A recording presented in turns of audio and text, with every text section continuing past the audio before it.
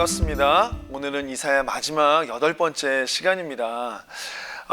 이사야서는요, 전반부인 1장부터 39장, 그리고 후반부인 40장부터 66장까지 이렇게 크게 둘로 나눌 수 있다고 말씀드렸었는데요. 이번 학기 강의는 이사야 전반부인 1장부터 39장까지를 다루었고, 오늘은 마지막 28장에서 39장까지 말씀을 살펴보고 이번 학기에 이사야 강의를 마무리하도록 하겠습니다. 오늘 마지막 시간에 이 말씀의 제목은요, 히스기야 시대입니다. 히스기야 왕은 너무 잘 아시는 왕이시죠.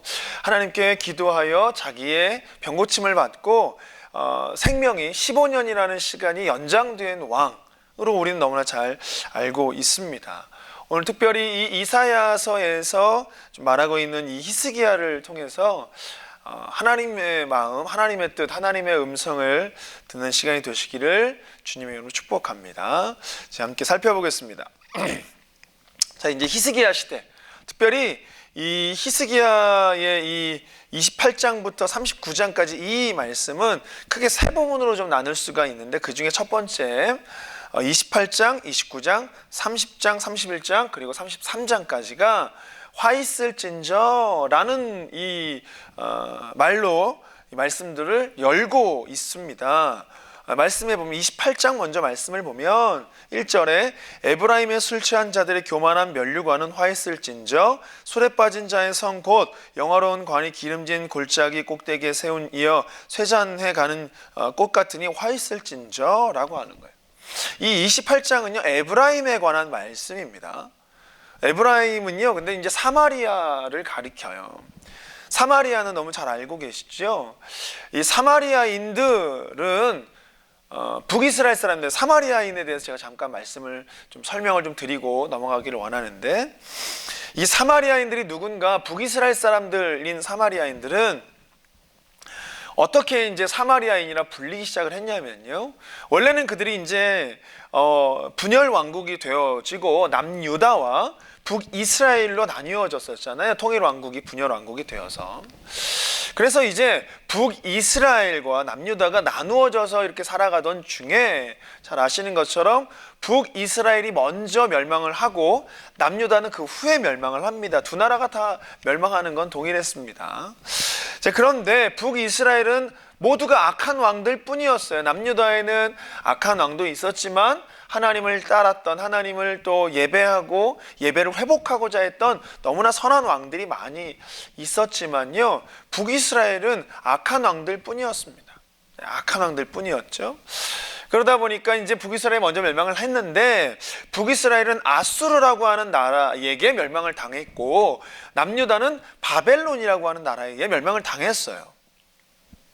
근데 이제 보니까 이 아수르와 바벨론의 이 정책이 좀 다른 거예요.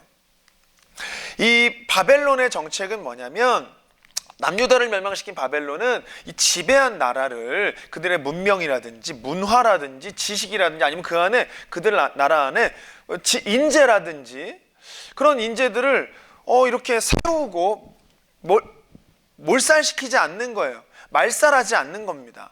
그래서 잘 아시는 것처럼 이 바벨론의 포로로 잡혀간 다니엘과 그 세 친구들, 그들이 수재였잖아요. 근데 그들을 왕궁으로 데려와서 공부시키고 먹이고 입히고, 그리고 왕의 가장 최측근으로 두는, 이게 바벨론의 정책이었단 말이죠. 좋은 거는 받아들이고 있는 대로 두고 문화를 유지해주고 인재는 등용하고, 이게 바벨론의 정책이었어요. 나라만 점령했고 나라만 확장했을 뿐이지 그들의 문화나 이름도 말살하지 않았었습니다. 그런데 아수르의 정책은 좀 달랐어요. 반면 아수르의 정책은 말살 정책이었습니다. 그래서 이 아수르가 점령한 나라들은요, 꼭 마치 일본이 우리나라 식민지를 삼았던 것처럼 막 말살 정책이었잖아요. 문화나 이름이나 다 말살하려고 했었죠. 정통성을 깨기 위해서 막 했었잖아요. 그러면서 피도 막 섞이게 하고, 그게 아수르의 정책이었습니다. 그래서 그들의 문화를 말살하고 불태우고 그렇게 하는 일들을 했죠. 그래서 이제 그들을 잡아다가 북이스라엘 사람들을 잡아다가 아수르의 포로로 데리고 가서 거기에서 막 피를 섞는 거예요. 혼혈족을 만드는 거예요. 정통성을 깨트려버리는 일들을 했습니다. 그렇게 이제 아수르의 포로로 잡혀간 북이스라엘 사람들이 다시 그들도 귀환을 해요. 다시 귀환을 하는데 그냥 이 이스라엘 정통의 족속으로 이제 귀환하는 게 아니라 혼혈 민족으로 귀환을 하는 겁니다. 그들이 머물렀던 땅이 사마리아라고 하는 땅이었고, 그들을 혼혈족으로 모여 있는 자들을 보면서 남유다, 아직 멸망하지 않은 남유다가 그들을 보면서 너희는 혼혈족이니까, 우리는 정통성을 가지고 있는 유대인이고 너희는 혼혈족이기 때문에 너희는 개보다도 못한 자들이다 라고 하고, 그때부터 이 유다 사람들, 유대인들이 이 사마리아인들을 개보다도 못한, 이방인보다도 못한 존재로 치부하기 시작을 했죠. 그게 사마리아인들이었습니다. 그러니까 성경에 나오는 사마리아인들이 좀 유대인들과 만나기를 좀 꺼려했던 부분들이 많이 있죠. 그 선한 사마리아인의 비유도 이렇게 나오게 되고요. 그리고 사마리아 우물가 여인, 예수님이 찾아가 만나셨던 그 사마리아 여인, 우물가 여인, 그 여인도 사마리아 여인입니다. 왜 그 정오에 햇빛 뜨거울 때 물을 뜨러 올 수밖에 없었는가? 유대인들의 눈을 피해서 그렇게 올 수밖에 없었던 거죠. 그만큼 사마리아인들은 이방인보다도 못한 존재로 유대인들에게 여겨진 자들입니다. 그들에 대한 이야기를 하는 거예요. 여기에서 이제 에브라임이 그 사마리아를 가리키는데, 이제 그들을 가리키는 세 가지 말이 있어요. 그게 뭐냐면, 에브라임의 술 취한 자들이 교만한 면류관, 그리고 술에 빠진 자의 성, 곧 영화로운 관같이 기름진 골짜기 꼭대기에 세운 성, 그리고 쇠잔에 가는 꽃과 같지만, 이들은 그러한 어떤 보면 면류관, 그리고 기름진 영화로운 관, 기름진 골짜기에 세운 성, 그 다음에 꽃, 이렇지만 그 앞에 다른 말들이 들어가죠. 그러면서 교만한 면류관, 술에 빠진 자, 또 쇠잔해져 가는 꽃, 이런 이야기를 하면서 그들이 누렸었던 찬란함, 영광, 이런 모든 것들이 쇠잔함으로 변해져 가고 있다라는 이야기를 하고 있는 것입니다. 그런데 이거는 이제 에브라임에만 해당되어진다라고 하지 아니하고 유다도 똑같다. 사마리아인들, 이 사마리아, 에브라임을 이방인보다도 못하게 여기는 너희도 이들과 별반 다르지 않다 라고 이야기를 하는 거예요. 너희도 똑같이 술 취하고 포도주에, 독주에 취하면서 너희도 똑같이 하나님을 떠나 있다 라고 말하는 거예요. 그게 28장 7절 이하의 말씀인데요. 그리하여도 이들은 포도주로 말미암아 옆걸음치며 독주로 말미암아 비틀거리며, 제사장과 선지자도 독주로 말미암아 옆걸음치며 포도주에 빠지며 독주로 말미암아 비틀거리며 환상에 잘못 풀며 재판할 때에 실수하나니. 자, 이들은 지금 에브라임에게만 이제 해당되어지는, 너희가 아이고 그래, 하나님을 떠나 살더니 혼혈 민족이 되었더니 그 꼴을 당하고 살아가는구나 라고 했던 모든 화살이 이제는 남유다 백성, 그죠? 자신들은 선민이라고 생각하고 자기들은 피가 섞이지 않았으니 정통성을 갖고 있다고 생각하고 하나님의 구원은 자기들만 누릴 수 있다고 생각했던 그 남유다 사람들. 특별히 여기에 보면 제사장과 선지자도 독주로 말미암아라고 돼 있어요. 그리하여도 이들은, 이 말씀이 뭐냐면 이제 유다에 관한 이야기, 남유다에 관한 이야기를 하면서 에브라임에 대한 책망, 에브라임에 대한 심판, 그게 너희와 별개의 문제가 아니야. 너희에게도 이 일이 일어나는 거야 라고 연결을 시키고 있는 거죠. 그러면서 이스라엘의 가장 대표 제사장, 선지자, 그들도 독주에 빠졌습니다. 하나님의 재판, 하나님과 사람 사이에서 하나님의 뜻을 백성에게 전해야 되는 제사장, 선지자들이 이제는 하나님의 뜻을 전하는 것이 아니라 독주로 말미암아, 포도주로 말미암아 비틀거리게 되었고 자신의 사리사욕을 취하는 이들로 전락해버린 것을 말하고 있는 것입니다. 그래서 이제 이 이 1절부터 6절까지 에브라임을 이야기하는 것과 7절 이후에 유다를 말하는 것이 이 술 취함이라고 하는 모티브, 술 취하였다, 독주와 포도주로 말미암아 술 취하였다라는 이 모티브를 가지고 에브라임, 사마리아와 남유다 너희는 동일하고 동일한 죄악 가운데 있고, 지금 너희가 생각할 때 너희는 선민이고 저들은 더럽다라고 생각하지만 너희는 동일한 죄악 가운데 있고 동일한 심판을 받는 존재다라는 것을 이 술 취함이라고 하는 모티브를 통해서 연결하고 있는 것입니다. 그래서 이제 이 에브라임이 술 취함을 통해서 그들이 더 이상 하나님을 바라보지 않고 자신들의 힘, 자신들의 어떤 아름다움에 도취되어 있는 상황을 의미한다면, 동일하게 유다의 제사장, 선지자들, 유다 백성들 또한 이 술 취해 있는 것들로 말미암아 하나님의 뜻을 전하는 자들이 아니라 사람의 영광을 취하고 사람의 성취, 이런 것들에 도취되어 있음을 이 술 취함이라고 하는 것을 통해서 동일하게 표현하고 있는 것입니다. 이 제사장, 선지자, 선민이라고 생각했던 유대의 백성들은 율법을 이야기하고 꿈을 풀이하고 해석하고 이상을 이야기하지만, 이사야가 보기에는 먹은 것을 토해낸 것 같은, 배설한 것 같다라고 여겨지는 정도밖에 안 됐어요. 8절인데요. 모든 상에 토한 것, 더러운 것이 가득하고 깨끗한 것이 없다. 하나님을 말하고 성경을 말하는 것 같지만 이 땅에서의 부귀와 영광에 취해서 하나님의 양식, 하늘의 양식으로 채워져야, 좋은 하늘의 양식으로 채워져야 할, 차려져야 할 상 위에 자신의 사리사욕, 자신의 이익만을 위해서 살아갔던 모든 토사물들과 배설물들로 가득 채워져 있다는 거예요. 그런데 그들이 듣지 않습니다. 이 말을 듣지 않습니다. 아무리 선포해도, 이사야가 선포해도 듣지 않습니다. 9절 말씀에 보면 그들이 이르기를 그가 누구에게 지식을 가르치며 누구에게 도를 전하여 깨닫게 하려는가, 저 떨어져 품을 떠난 자들에게 하려는가. 이 말이 지금 뭐냐면, 이 9절은요 이 취한 제사장과 선지자들이 이사야에게 지금 하고 있는 말이에요. 너 지금 누구한테 얘기하고 있는 거야? 제가 이사야 이제 1장을 이야기하면서 그런 이야기를 했었죠. 손에 피 묻은 채 제물과 제사를 드린들 하나님께서 받으실까? 그런데 그 제사를 드리는 유대인들은 자기들이 거룩하다 생각하고 자기들이 하나님 앞에 절대로 아무것도 범죄하지 않았다 생각하며 자기들은 선민들이라 자기들이 왜 심판을 받아야, 이사야의 심판의 메시지가 선포되어졌을 때 진짜 그게 우리한테 하는 말이 맞아? 라고 되물을 정도였다는 거죠. 이게 지금 그 질문을 또다시 하고 있는 거예요. 너 지금 누구한테 얘기하는 거야? 네가 가르치는 것을 보니까 우리를 어린아이로 생각하는구나. 이거 되묻고 있는 거죠. 이사야의 교훈을 어린아이에게나 하는 말처럼 조롱하고 비웃고 있는 거예요 지금.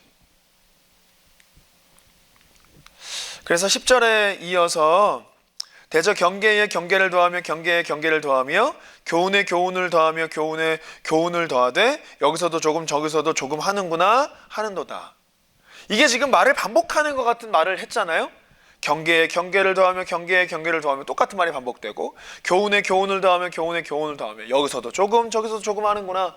이게 무슨 말이냐면 지금 이 제사장과 선지자 유다 백성들이 이사야를 조롱하고 있는 거예요.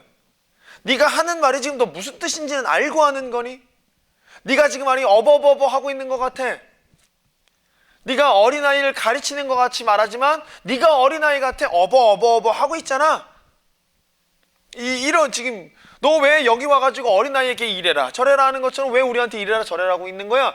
왜 시시콜콜 우리에게 얘기하고 있는 거야? 네가 지금 어버어버 하고 있잖아. 이게 지금 조롱하고 있는 말인 거예요. 들으려고 하지 않습니다. 하나님의 말씀이 선포되고 있는데도 자각하지 않습니다. 자신들의 상황이 지금 나의 삶이 진짜 하나님 앞에 거룩한지 아닌지 점검도 되지 않은 채 그냥 그러려니 나는 하나님 앞에 거룩한 자야 라고 치부하며 살아가고 있다는 거죠. 그러한 이들의 비웃음에 하나님의 말씀이 선포되고 있습니다. 11절부터 13절 말씀인데요. 그러므로 더듬는 입술과 다른 방언으로 그가 이 백성에게 말씀하시리라. 전에 그들에게 이르시기를 이것이 너희의 안식이요 이것이 너희의 상쾌함이니 너희는 곤비한 자에게 안식을 주라 하셨으나 그들이 듣지 아니하였으므로 여호와께서 그들에게 말씀하시되 경계에 경계를 더하며 경계에 경계를 더하며 교훈에 교훈을 더하며 교훈에 교훈을 더하고 여기서도 조금 저기서도 조금 하사 그들이 가다가 뒤로 넘어져 부러지며 걸리며 붙잡히게 하시리라. 지금 이 13절 말씀을 보면 위에서 10절에서 지금 이제 제사장과 선지자 유다 백성들이 이사야에게 막 얘기했던 조롱과 같은 이야기를 동일하게 쓰고 있잖아요. 이게 무슨 의미이냐면 너희가 하나님의 말씀이 선포되었음에도 불구하고 듣지 않고 귀를 막고 보지 않고 이게 어버 하고 있는 어린아이에게 가르치는 것처럼 치부하고 조롱했던 너희의 모든 말들이 또한 너희가 말했던 대로 너희의 말이 변하리라. 너희의 말이 조롱을 받으리라. 너희가 어버어버하게 될 것이다. 너희가 그렇게 저주했던 너희의 모든 말들을 너희가 저주로 받게 될 것이다. 이 말을 하고 있는 거예요. 그들 스스로는 아무 일 없으리라고 생각하고 절대로 무너지지 않으리라고 생각합니다. 아마도 그들이 생각했던 거는 우리 이사야 1장에서 봤던 것처럼 종교의식, 그렇죠? 내가 이러한 어떤 행위들로 말미암아 내가 이러한 재물을 가지고 와서 내가 이렇게 1년에 3번씩 제사를 드리는, 예배를 드리는, 예루살렘 성전에 모여가지고 예배하는 이런 모든 율례와 규례와 법도를 지키는 우리의 삶은 하나님이 우리를 버리지 않으셔 라고 하는 그런 어떤 율법에 취해져 있는, 행위에 취해져 있는 자들의 모습이라는 거예요. 종교의식에 취해져 있는 자들, 그들이 지닌 힘, 관계, 하나님을 생각했던 모든 것, 자기들의 생각으로 안심할 수 있었을 것 같아요. 이 언약과 맹약 위에 선 이들은 자신들이 지금 거짓과 허위와 피 묻은 선과 조롱하는 것, 하나님의 말씀을 듣지 않는 것이라고 생각하지 않고 있다는 거예요. 그러나 스스로 사망과 맹약을 맺었다 하고 안전하고 죽지 않으리라고 말하는 이 유다 사람들, 사망과 맹약과 언약을 사망과 스올과 맹약을 맺었는데도 불구하고 자기들은 죽지 않을 것이라고, 왜냐하면 하나님은 우리를 버리지 않으실 거니까, 이런 말도 안 되는 이야기를 하고 있는 유다 백성들을 두고 하나님께서 아니다, 너희를 평가하는 기준은 정의와 공의다 라고 하나님 말씀하세요. 그게 17절 말씀인데, 나는 정의를 측량줄로 삼고 공의를 저울추로 삼으니 우박이 거짓의 피난처를 소탕하고 물이 그 숨은 곳에 넘칠 것인지. 지금 이스라엘 이 유다 백성들은 어떻게 생각하고 있냐면, 우리는 별짓을 다해도, 사망과 스월과 우리가 계약을 맺는다고 할지라도, 이 말이 뭐예요? 실제로 그들이 그렇게 살고 있는 거예요. 자신들의 삶을 정당화하고 있는 거예요. 지금 우리가 진짜로 이렇게 더러운 거, 우리가 이렇게 부당한 일들을 해도 하나님은 우리 못 버리셔 라고 하는 걸 합리화하고 있는 거예요. 지금 사망과 수월과 우리가 맹약을 맺는 삶을 살고 있어도 우리는 안 죽을 거야. 왜? 하나님 우리를 안 버리실 거니까. 우리는 정통성을 갖고 있는 하나님의 선민이니까 라고 착각을 하고 있다고요. 지금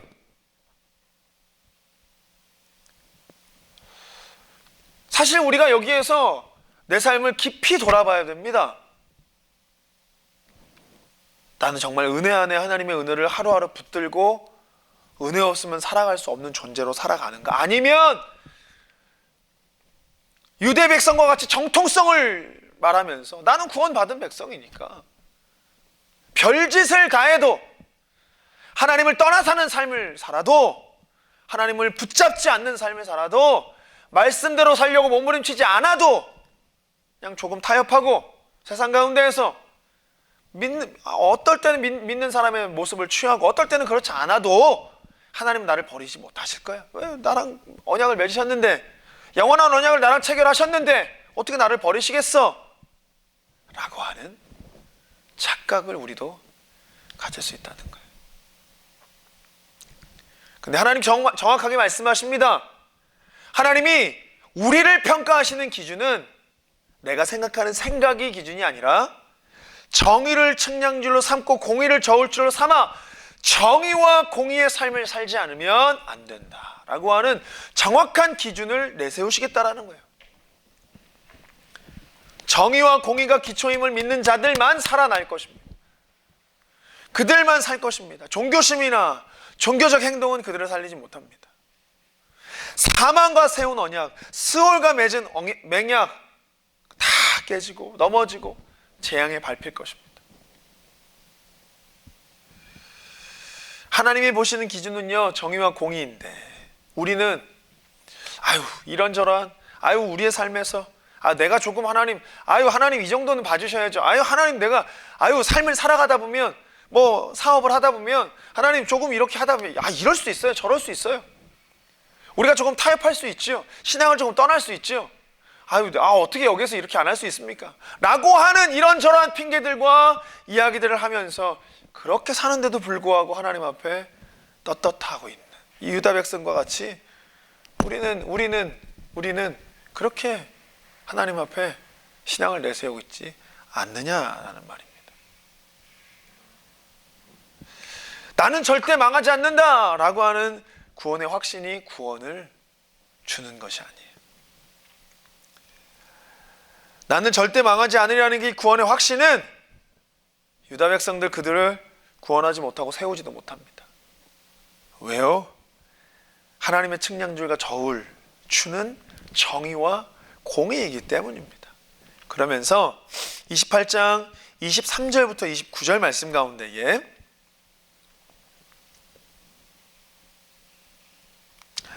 28장 23절부터 29절 그 사이의 말씀 가운데에 만군의 여호와의 오묘하신 지혜에 대해서 말씀하고 있어요. 우리가 이제 위의 내용들 17절 여기서 이제 23절까지 내용을 이렇게 보면 지금까지 내용은 이제 심판의 내용을 일관되게 말하고 있었는데 이제 23절부터 29절 이 말씀은 여호와의 지혜, 오묘하신 지혜를 말하면서 농부가 농사를 지을 때 땅을 평평히 하면 씨를 뿌릴 때가 되었구나 라는 것을 뜻하는 것처럼 심판의 끝에는 하나님이 예비하신 구원의 때가 있음을 암시하고 있는 말씀이 23절부터 29절까지 이렇게 말씀인 것입니다. 이 말씀은요, 곧 심판도 구원도 하나님의 경륜 계획 안에 들어있다는 것을 뜻하는 거죠. 그러나 다만 심판이 심판으로만 끝나지 않고 우리가 이제 그 안에서 소망이 있었죠. 그루터기 다 심판되어지고 다 싹 쓰러지고 난 후에 남은 그루터기, 심판이 기초가 되고 심판이 걸음이 되어서 하나님의 예비하신 놀라운 구원의 때가 있을 거라고 하는 남은 자 사상, 그게 바로 이 하나님의 구원 계획, 구원 경륜이라고 하는 것입니다. 심판 후에도 여호와가 긍휼을 베푸시고 그 백성들을 회복하실 때 보지 못했던 자들이 보게 될 것이고 듣지 못했던 자들이 듣게 될 것이다 라는 이야기를 하는 것입니다.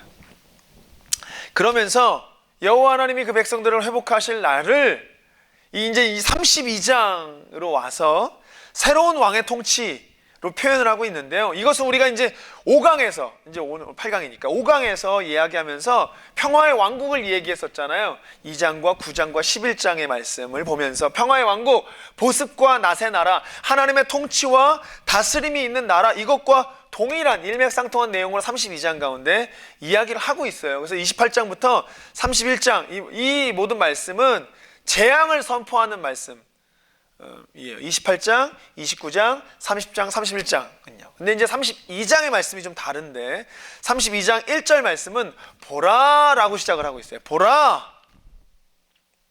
장차 한 왕이 공의로 통치할 것이요 방백들이 정의로 다스릴 것이며, 저희가 살펴봤던 평화의 왕국 때 살펴봤던 한 왕이 등장할 것이다. 임마누엘 6강에서는 우리가 임마누엘을 봤잖아요. 한 왕이 등장할 것이다. 그 왕이 공의와 정의로 통치하고 다스릴 것이다 라고 하죠.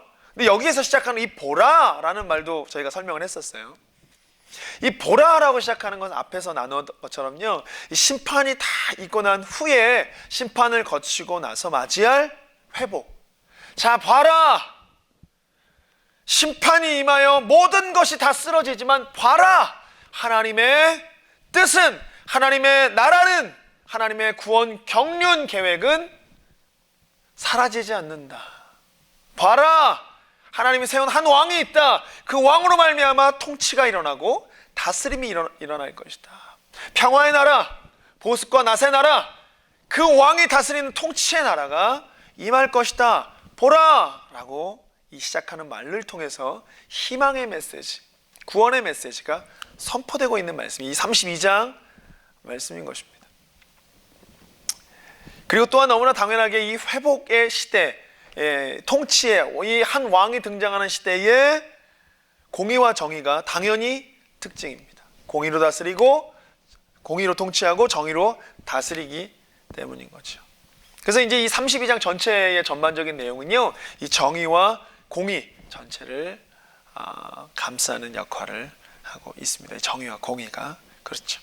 그러면서 이제 15절 말씀처럼 마침내 위에서부터 영을 우리에게 부어 주시리니 광야가 아름다운 밭이 되며 아름다운 밭을 숲으로 여기게 되리라 라고 하면서 이 15절의 경우 위에서부터 임하는 영, 이게 결국은 우리 많은 사람에게 하나님께서 임하게 하신다라고 하는 거예요.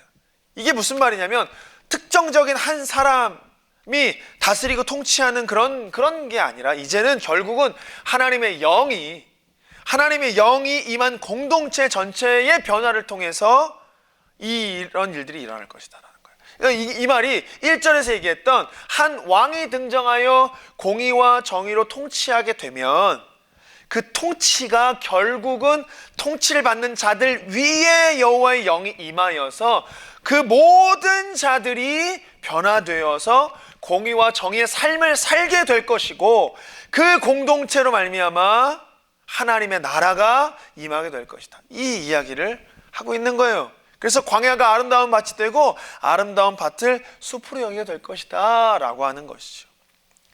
한 왕이 세워져 그로 말미암아 정의와 공의의 통치가 일어나게 되고 그 통치로 말미암아 그 통치를 받는 모든 자들의 여호와의 영을 받게 되며 그들로 말미암아 하나님의 나라가 열려지게 된다라는 것이지. 그러면서 이제 33장의 말씀으로 넘어가는데 그로 말미암아 온 땅에 임하는 변화를 이야기하고 있습니다. 33장 5절 말씀인데요. 여호와께서는 지극히 존귀하시니 그는 높은 곳에 거하시며 정의와 공의를 시온에 충만하게 하심이라 라고 하고 있습니다.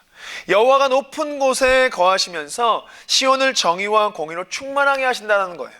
이거는 앞에서 이제 앞장에서 다룬 이 왕의 통치가 실제적으로 여호와 하나님의 다스리심으로 구체화되어진다는 거죠. 그래서 이제 아까 말씀드렸던 그 한 왕의 통치로 말미암아 통치를 받는 모든 자들이 여호와의 영을 받게 되고 그로 말미암아 실제적인 하나님의 통치가 그 나라에 임하게 되어진다는 것이 구체적으로 설명되어 있는 것이 이사야 33장 말씀인 것입니다.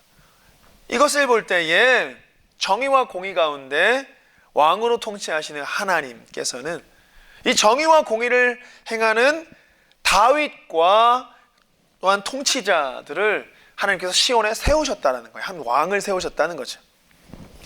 그러면서 하나님의 모든 백성들이 이 정의와 공의를 열매를 맺도록 하나님의 영을 부으시고 그들을 부르셨다라는 것이에요. 우리도 그렇게 부르셨다라고 하는 것이에요. 하나님이 우리에게 여호와의 영, 성령을 부으셔서 우리로 왜 성령의 사람으로 살게 하시는가? 왜 우리로 하나님의 백성으로 구원 백성으로 살아가게 하시는가?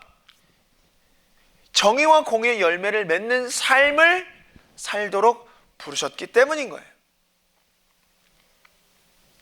그렇기 때문에 이 정의와 공의의 삶을 행하는 삶은 여호와 하나님께서 이 땅을 다스리시는 이 왕의 본질이에요. 그리고 하나님을 닮아가는 그리스도인들의 본질입니다. 이게 하나님께서 이 땅을 다스리시는 방법이라는 거죠. 하나님이 세운 한 왕을 통해서 하나님의 통치, 정의와 공의 통치가 일어납니다. 그 통치의 다스림을 받는 모든 자들이 하나님의 영을 받습니다. 그리고 그들로 말미암아 하나님의 이 왕권이 이 땅 가운데 실현되어지고, 또 그들이 정의와 공의의 삶을 살아가는 것으로 말미암아 열매를 맺어가는 삶, 그게 하나님이 이루시는 통치, 다스림의 방법이시라는 거예요. 33장 15절 16절 말씀입니다. 오직 공의롭게 행하는 자, 정직히 말하는 자, 토색한 재물을 가증히 여기는 자, 손을 흔들어 뇌물을 받지 아니하는 자, 귀를 막고 피 흘리려는 꾀를 듣지 아니하는 자, 눈을 감아 악을 보지 아니하는 자, 그는 높은 곳에 거하리니 견고한 바위가 그의 요새가 되며 그의 양식은 공급되고 그의 물은 끊어지지 아니하리라. 하나님의 이 공의를 행한다는 것은 결코 쉬운 일은 아닐 것입니다. 그럼에도 하나님을 경외하며 신뢰하는 자, 하나님을 사랑하는 자, 그는 반드시 하나님의 백성으로서 정의와 공의를 행하는 삶을 살아갈 수 있게 되는 것입니다. 왜냐하면 이 정의와 공의를 실현하는 삶의 키, 이 포인트, 열쇠가 바로 하나님을 경외하고 하나님을 사랑할 때에 정의와 공의의 삶을 살 수 있게 되기 때문이에요. 이 말이 이해가 되시지요? 이 정의와 공의의 삶을 살 수 있는 방법이 뭐냐면 하나님을 경외하고 하나님을 사랑하는 것이 키라는 거예요. 열쇠라는 거예요. 하나님을 경외할 때, 하나님을 두렵고 떨림 가운데에서 하나님을 날마다 은혜를 사모하며 엎드리고 주의 말씀을 붙들고 주의 말씀을 사랑하고 사모하고 하나님의 은혜를 붙들고 살아가는 자가 정의와 공의의 삶을 살 수 있다는 거예요. 즉 이 말은 뭐냐면 나는 너무나 당연히 구원받은 백성이야. 당당하게 내가 조금 타협해도, 내가 조금 하나님을 떠나도, 내가 조금 지금 발걸음을 하나님에게서 멀리하고 있어도 나는 버림받지 않을 거야 라고 생각하는 유대 백성들의 모습은 하나님께서 정의와 공의의 잣대로 심판을 하시지만 오늘도 자격 없습니다.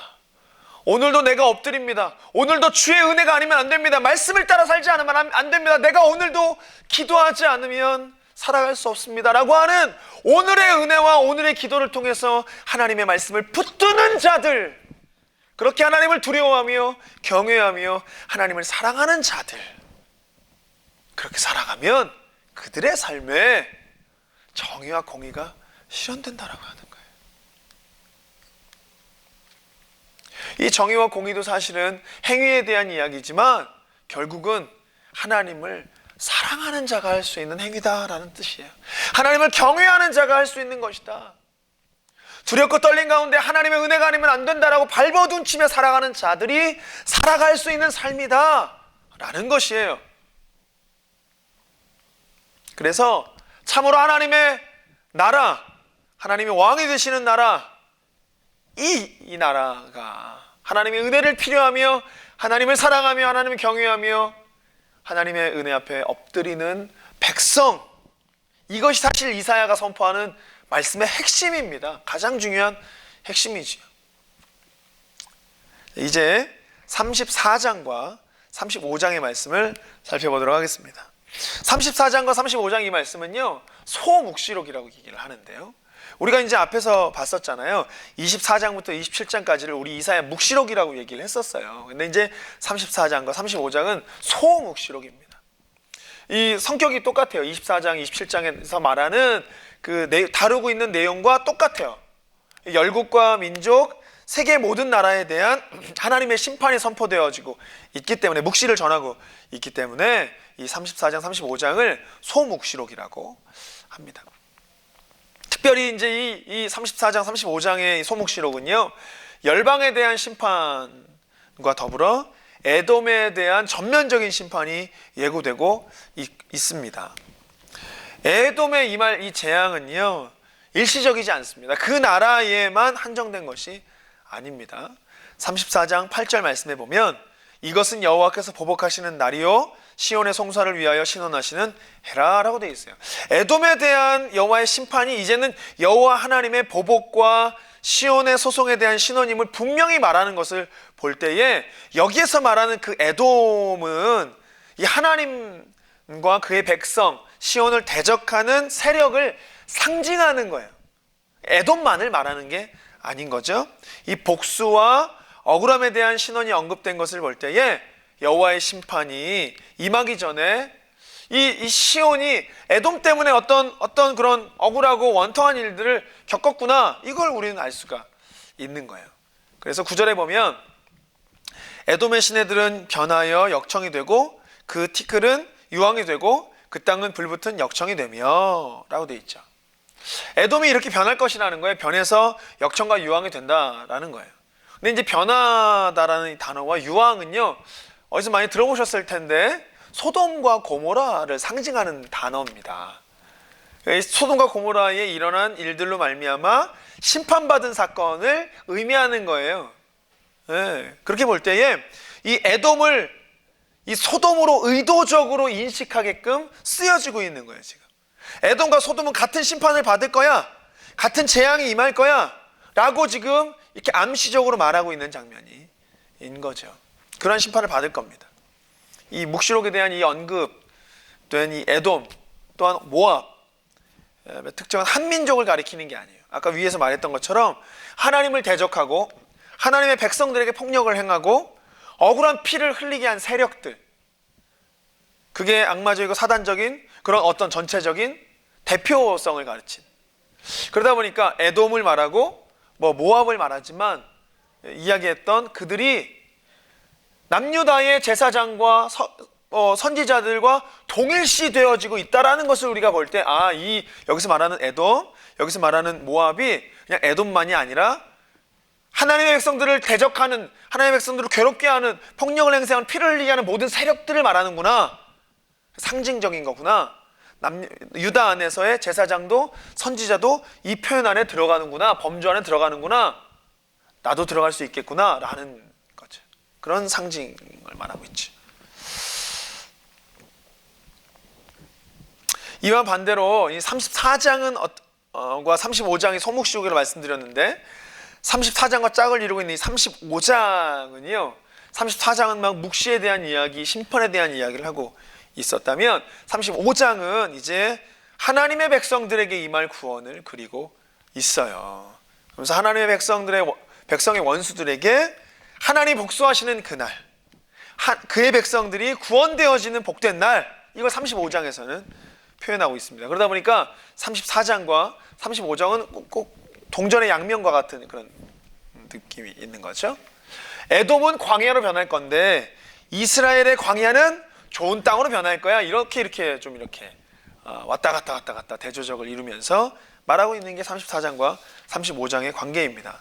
35장 1절 2절 말씀에 보면 광야와 메마른 땅이 기뻐하며 사망의 백합과와 같이 피어 즐거워하며, 2절 무성하게 피어 기쁜 노래로 즐거워하며 레바논의 영광과 갈멜과 샤론의 아름다움을 얻을 것이라.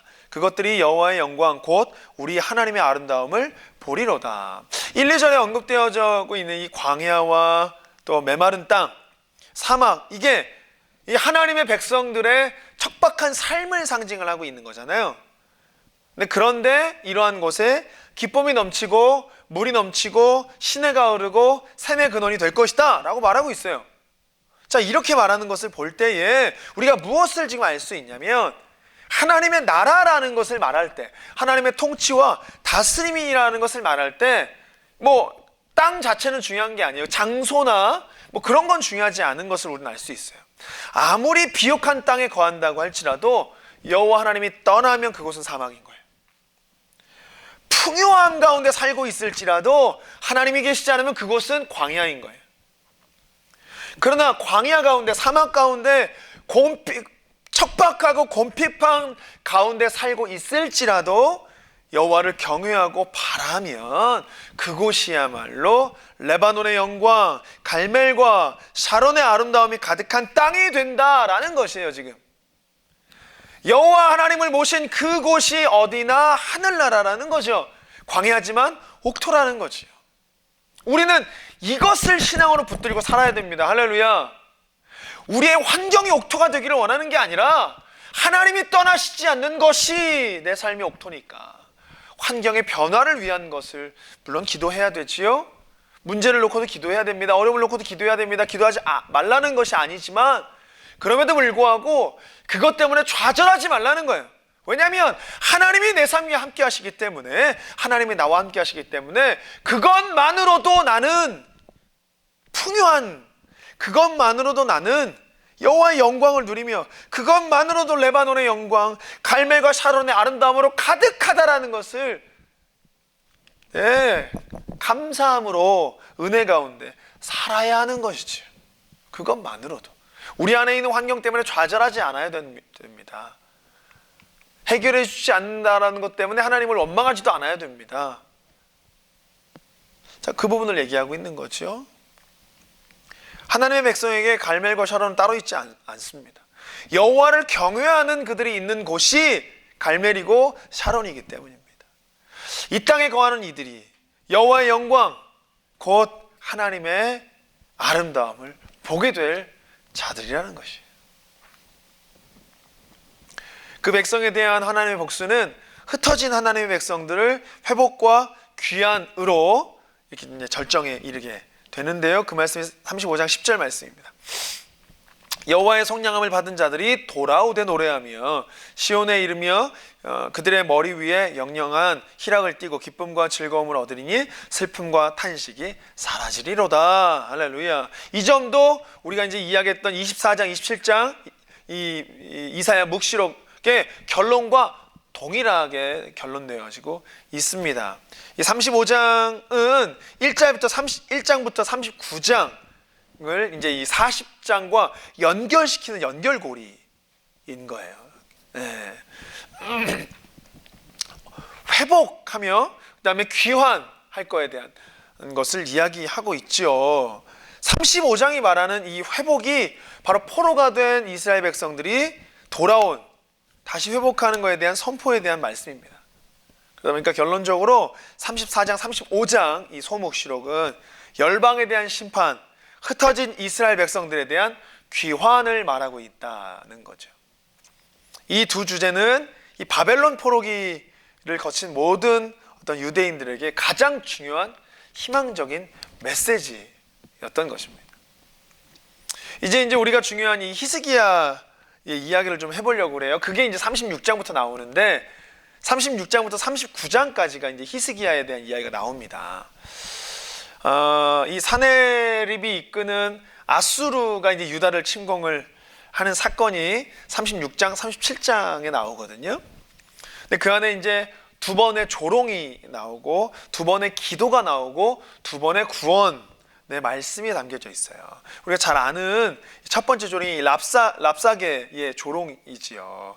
애굽을 의지하지만 오히려 아수르의 진군은 여호와의 뜻이다 막 이러면서 어떤 신도 아수르의 말발굽 아래서 그 백성을 구한 신이 없다. 너희가 부르짖는 여호와도 안 된다. 백성들을 모아놓고 야 그러니까 저 히스기야 왕 말 듣지 마라. 야 우리 여기 아수르의 편에 서라. 이렇게 조롱했던 랍사게의 조롱이 나오지요. 그리고 이제 히스기야가 성전 앞에 엎드려 기도합니다. 그러니까 첫 번째 구원, 이사야의 구원의 신탁이 신탁이 있으면서 아수르의 왕이 소문을 듣고 돌아오는 길에 죽을 것이다 라고 하는 이야기를 듣지요. 그리고 이제 두 번째 이야기가 나오는, 두 번째가 동일하게 나오는데 아수르가 보낸 이 대사가 또한 랍사게의 말과 거의 똑같이 조롱을 해요. 거의 동일하게 다른 신들로 아수르의 왕으로부터 지키지 못했다 뭐 이런 이야기를 동일하게 하지요. 그러면서 히스기야가 또 성전에 엎드려 기도를 합니다. 그리고 동일하게 이사야의 구원의 신탁이 선포되는 거예요. 동일하게 오던 길로 돌아가게 되리라 이렇게 말하는 게 이제 36장부터 39장 내용입니다. 히스기야 제가 이제 처음에 얘기했던 것처럼 우리가 잘 아는 것처럼요 죽을 병에 걸렸었죠. 그래서 하나님께 기도했습니다. 그래서 하나님께서 히스기야의 기도를 들으시고 생명을 연장해 준 왕, 이게 이 히스기야 왕이에요. 근데 하나님께서 히스기야의 기도를 들으시고 15년이라는 생명을 연장해 준 이유, 있어요. 왜 하나님께서 히스기야의 생명을 연장해 주셨을까요? 첫 번째, 이사야 38장 8절 말씀 가운데 나와 있는데, 보라, 아하스의 해시기에 나아갔던 해 그림자를 뒤로 10도를 물러가게 하리라 하셨다 하라 하시더니, 이에 해시기가 나아갔던 해의 그림자가 10도를 물러가니라. 지금 이게 무슨 말이냐면, 그냥 히스기야의 생명을 하나님께서 연장시켜 주셨다 라고 하면 되는데, 아하스의 해시기가 뒤로 물러가게, 10도 뒤로 물러가게 했다라고 하는 이 말이 굉장히 의미심장하잖아요. 이 말이 뭐냐면, 아하스로 인해 비롯된 아하스의 해시기라는 게 그 의미예요. 아하스로 비롯된 유다의 멸망이 뒤로 조금 늦춰졌다라는 것을 상징하는 거예요. 아하스로 말미암아 유다의 멸망, 심판이 이르게 되었습니다. 근데 그 해시계가 조금 10도 뒤로 물러가게 하나님께서 하셨다라는 거예요. 그러면서 하나님께서 이 히스기야의 기도를 들으시고 이 생명을 연장하는 것, 이건 단지 어떤 히스기야의 개인의 생명이 아니라 유다의 생명의 연장이었다는 거죠. 심판이 조금 뒤로 밀려졌다는 거죠. 그러면서 이제 병이 나은 히스기야가 드린 기도는요, 이사야가 이사야서 전체의 맥락과도 이제 연결되어지는데, 그게 38장 17절 말씀입니다. 보옵소서, 내게 큰 고통을 더하신 것은 내게 평안을 주려 하심이라. 주께서 내 영혼을 사랑하사 멸망의 구덩이에서 건지셨고 내 모든 죄를 주의 등 뒤에 던지셨나니 라고 하죠. 이 구절은 이제 39장까지의 심판의 말씀과 이제 이후에 40장부터는 회복의 말씀이 선포되어지거든요. 제가 1장부터 39장까지 이 심판에 대한 이야기를 하면서 참 어려움이 많았지만 40장부터는 이제 회복의 말씀들이 많거든요. 이때 이제 이사야 다음이 기회가 돼서 다음 학기나 40장부터 이야기할 때 이제 그때는 희망찬 이야기들을 많이 할 수 있을 겁니다. 지금까지는 심판에 대한 이야기를 많이 해서 좀 어두울 수 있었겠지만 그렇습니다. 어찌되었든 간에 이 40장으로 이어지는 회복의 말씀으로 연결시키는, 히스기야의 개인의 삶이 아니라 유다의 겪을 심판과 회복을 지금 현재 히스기야의 삶을 통해서, 개인의 삶을 통해서 연결시켜주고 있습니다. 그러다 보니까 이 히스기야라는 인물이 중요한 거예요. 여기에서 딱 이 39장, 38장 내용에서 히스기야라는 인물이 그래서 중요한 거예요. 두 번째로, 왜 하나님께서 히스기야의 생명을 연장해 주셨을까? 이게 또한 아주 히스기야의 중요한 부분이고, 이 하나님의 구원과 회복의 연결선이 어떻게 연결되었는가를 보여주는 것인데, 다윗의 계보를 잇게 하기 위해서였습니다. 이게 무슨 말이냐면, 히스기야의 아들이 므낫세 왕이잖아요. 근데 므낫세가 왕이 되었던 해가 12살이에요. 근데 므낫세가 왜 왕이 됐냐면, 히스기야가 그 15년의 연장을, 이 생명을 연장받고 난 후에 죽고 므낫세가 왕위를 이어받았어요. 그럼 나이를 한번 생각해 보면 15년 동안 히스기야가 삶이 연장이 됐잖아요. 그러니까 히스기야의 씨가 15년 동안 생명이 연장되지 않았으면 므낫세는 탄생할 수 없었던 거예요. 왜냐하면 히스기야가 죽고 12살 때 므낫세가 왕이 됐다는 얘기는 히스기야가 15년의 생명이 연장되는 중에 므낫세를 가졌다는 거잖아요. 그죠?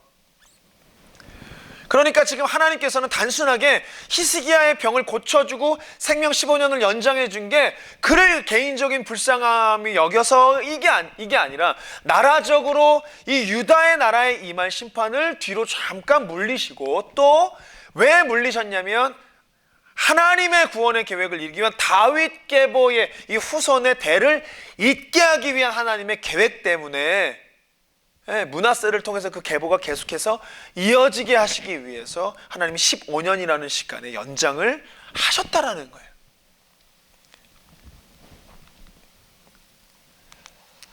또한 유다에 임할 심판이 15년 연장되었다는 것은요, 다른 한편으로 이 15년이라는 시한부를 맞은 거죠. 그죠? 자, 생각을 한번 해볼게요. 히스기야가 기도했습니다. 병 고침을 받기를 위해서 물론 고침을 받기를 위해서 기도했는데 하나님은 병을 고쳐주셨는데 15년이라는 시한부를 주셨어요. 이게 무슨 의미일까요? 이 병 때문에 죽지 않을 거다, 아니면 고침을 완전 받을 거다. 그리고 나중에 이 병이 아니라 그냥 나이가 되어서 연수가 차서 죽을 거다. 이게 아니라 15년이라고 하는 시한부처럼 꼭 이야기를 하죠.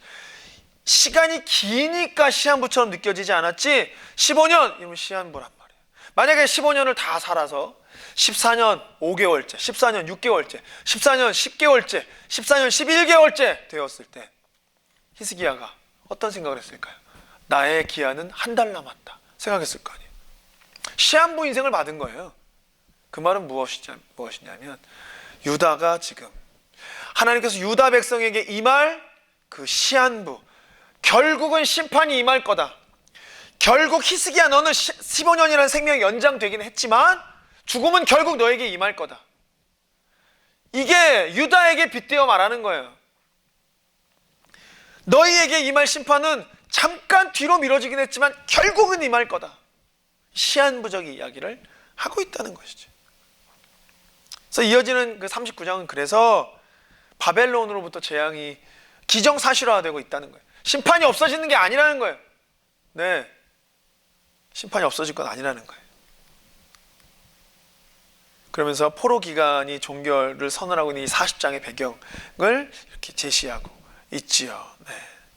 그래서 39장에서 이 바벨론 왕 무르닥 발라단이 이 사절단을 히스기야에게 보내요. 이게 이제 히스기야가 병고침을 받았다라는 이야기로 축하하면서 사절단을 보내지요.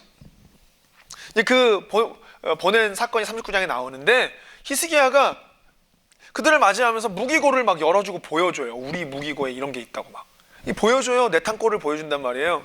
그런 이야기가 나오는데 이 내탄골 무기고를 보여준 사건이 이게 이제 앞으로 유다에 임할 재앙을 상징적으로 보여주는 것입니다. 사절단에게 이제 무기고를 보여주는 장면을 보고서 유다의 모든 보물이 바벨론으로 실려가게 될 것이라는 것을 이사야로 하여금 하나님이 보게 하시는 거예요. 그러면서 히스기야에게 결국 임할 죽음 그리고 심판, 유다 나라의 결국 임할 심판, 이것이 선포되고 있습니다. 여기는 이제 범죄로 인한 재앙의 선포라기보다는 오랜 기간 동안 지속되어 온 유다의 죄악에 대한 심판이 아주 상징적인 사건으로 내탄골을 보여주고 이러면서 결국 히스기야는 죽임을 당하게 될 거고 남유다는 심판을 받게 될 것이다 라는 것이 상징적으로 보여지는 장면이 바로 이 39장 말씀인 것입니다. 정리를 좀 하자면 39장은요 히스기야 개인의 경건에 대한 어떤 책망의 결과로서 바벨론의 포로로 끌려간다는 그런 이야기가 아니고 유다가 하나님을 떠난 죄악이 극심했었고 따라서 이 심판, 이 멸망은 돌이킬 수 없는 것이다. 연장할 수 있고 뒤로 잠깐 물릴 수 있지만 심판은 돌이킬 수 없다. 이야기를 하는 거예요. 이미 우리가 여러 곳에서 보았지만 이사야서는 이제 미래에 대한 헛된 기대를 말하지 않습니다. 심판이 없는 회복은 없기 때문입니다. 심판이 임하고 그 이후에 하나님의 구원의 계획은 연결되겠지만 심판이 없이는 아닙니다. 그래서 결론적으로 이사야의 첫 부분 1장에서 39장 이 부분은 아수르 시대를 다루는 본문과 바벨론 시대를 다루는 본문으로 이렇게 나눠져 있습니다. 이사야서는요 전반부에서는 주로 막 심판에 대한 이야기를 해요. 그러다 보니까 1장부터 39장까지 심판, 물론 회복도 이렇게 이야기를 하시면서 희망적인 메시지가 있지만 1장부터 39장 이 심판에 대한 메시지가 너무 강해서 이번 강의가 어찌 보면 막 심판 막 얘기만 나오는 것 같지만 후반부에서는 또 회복에 대한 이야기를 합니다. 40장부터 66장까지는 회복에 대한 이야기를 다룹니다.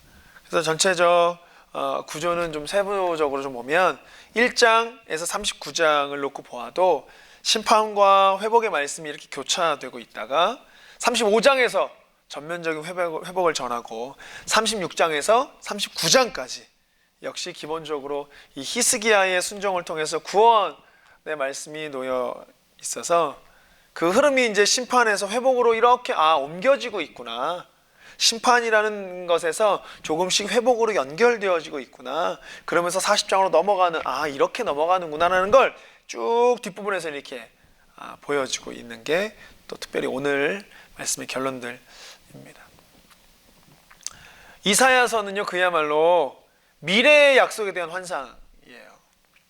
이것이 이제 예수 그리스도 안에서 이루어진 완전한 구원의 성취인 것인데요.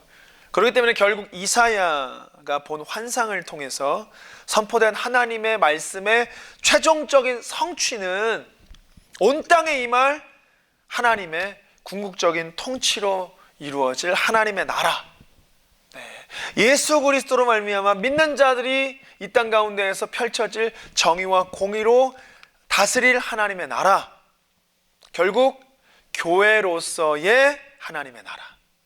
그래서 하나님 우리를 교회로 부르신 거죠. 정의와 공의가 실천되어질 하나님의 통치를 받아 이 땅 가운데에서 하나님의 통치로 살아내는 자들, 그들이 바로 교회인 것입니다. 그게 바로 우리인 것이지. 그게 바로 신약 백성들인 것입니다. 이것이 이사야가 말하는 핵심입니다. 여기까지가 이제 전반부 이야기를 하는 거예요.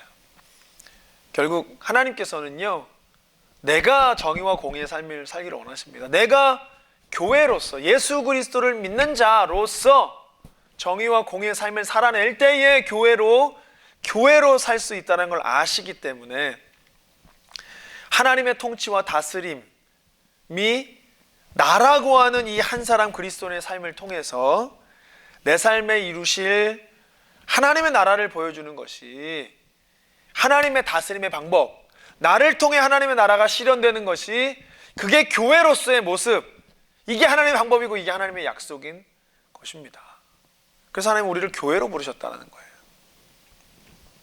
우리 모두의 삶에 이와 같이 하나님의 나라의 다스림과 통치함이 있는, 그래서 하나님의 뜻을 온전히 이루는 삶을 사시는 우리 사랑하는 남가주 사랑의 교회 모든 성도님들 되시기를 주님의 이름으로 축복합니다.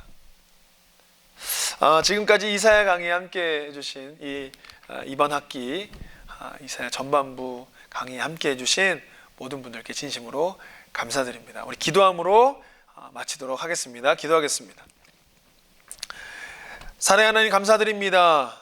8주간의 시간을 통해서 이사야 전반부의 말씀을 나누고 함께 묵상하며 은혜를 사모하게 하시니 감사드립니다.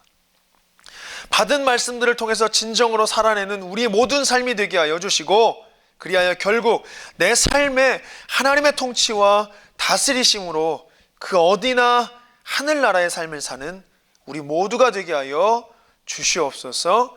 예수님의 이름으로 기도합니다. 아멘. 8주간 동안 수고 많으셨습니다. 우리 이제 기회가 된다면 또 다음번에 우리 이제 이사야 40장부터 후반부의 말씀을 또 다루면서 또 만나 뵙도록 하겠습니다. 모두 수고 많으셨습니다. 감사합니다.